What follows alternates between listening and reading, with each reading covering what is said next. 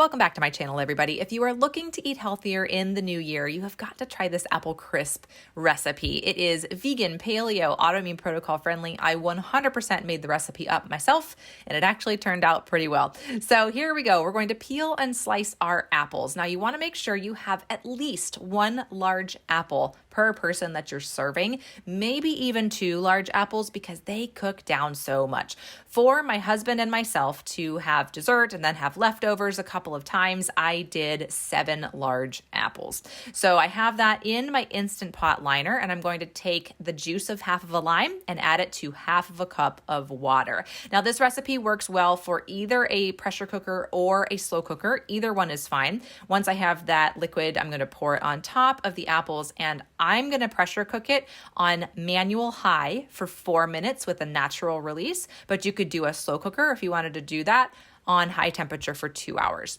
So once that is getting going, I'm going to start on my crumbly topping, which is sweet potatoes. Crazy, right? So I preheated my oven to 375 degrees, and I'm going to peel and chop 3 large sweet potatoes. If you want more crumbly topping, you can do more sweet potatoes. If you're not a crumbly topping fan, you can do less. It's totally up to you.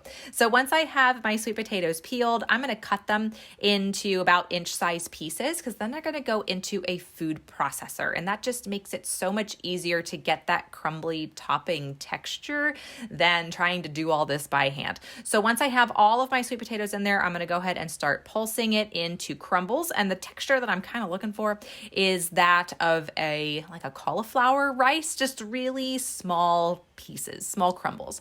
So once I have that starting to be processed, I'm going to add in a couple of my spices, and I chose cinnamon and ginger for this, and then salt comes later. So I did about a tablespoon or 2 of ground cinnamon and then half of a tablespoon of ground ginger, and just started pulsing that again. Makes it easier to mix that way.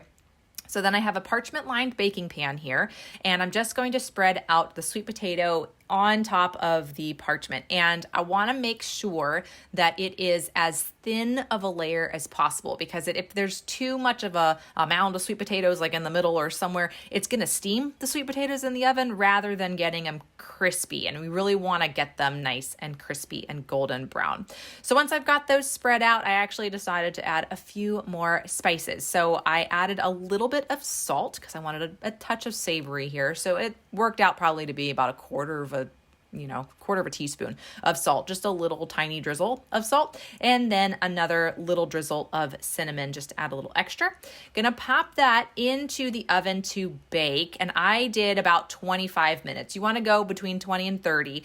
Just kind of keeping an eye on it until the sweet potatoes get golden brown. And I could have even done it a little bit longer, really. So once I have that pulled out, it's time to put everything together.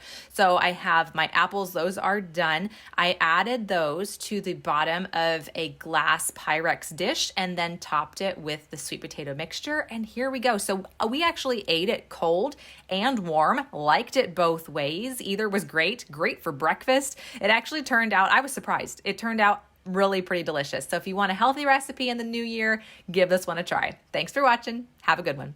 Ciao.